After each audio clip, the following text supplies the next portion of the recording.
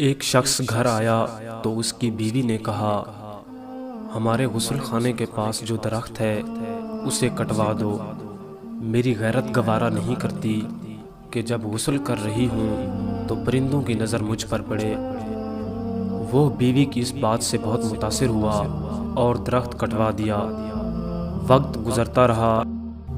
ایک دن وہ خلاف معمول اچانک گھر آیا تو دیکھا بیوی کسی غیر مرد کے ساتھ مشغول تھی۔ اسے بہت دکھ ہوا۔ وہ اپنا گھر بار چھوڑ کر بغداد چلا گیا اور وہاں اپنا کاروبار شروع کر لیا۔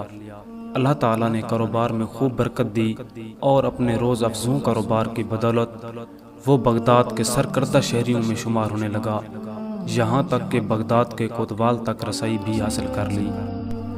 ایک دن کوتوال کے گھر چوری ہو گئی۔ پولیس نے مجرم کا سراغ لگانے اور پکڑنے کی بہت کوشش کی لیکن ناکام رہی۔ اس شخص نے دیکھا کہ ایک شیخ کا کوتوال کے گھر آنا جانا ہے اور کوتوال ان کی بے حد تعظیم کرتا ہے، لیکن ایک بات اس کی سمجھ میں نہیں آتی تھی کہ شیخ آدھے پاؤں پر چلتے ہیں، پورا پاؤں زمین پر کیوں نہیں رکھتے۔ اس نے کسی سے وجہ پوچھی تو اسے بتایا گیا یہ پورا پاؤں زمین پر اس لیے نہیں رکھتے کہ کہیں کیڑے مکوڑے نہ کچلے جائیں۔ وہ شخص فوراً کوتوال کے پاس گیا اور اسے کہا، جان کی امان ہو تو عرض ہے کہ آپ کی چوری اسی شیخ نے کی ہے۔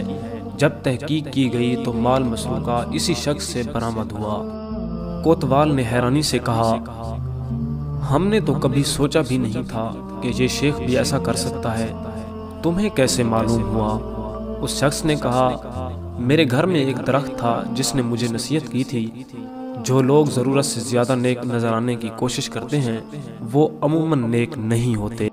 یہ حقیقت ہے کہ کچھ لوگ فیس بک کی حدود تک ہی بااخلاق رہتے ہیں، حقیقی زندگی میں ان کی شر سے ان کے محلہ دار، رشتہ دار، حتیٰ کہ گھر والے بھی پناہ مانگتے ہیں۔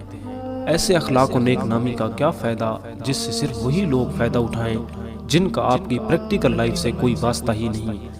اکثر ایسے کرداروں سے واسطہ رہتا ہے کہ ذرا سا جھگڑا کیا ہوا وہ اپنی کمینگی پر اتر آتے ہیں، ذرا سا اختلاف کر کے دیکھ لیں کسی سے، اپنی ٹائم لائن پر موصوف کیا بنے ہوتے ہیں اور حقیقت میں کیا۔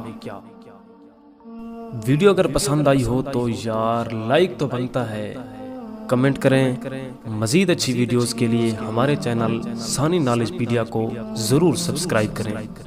Thanks for watching.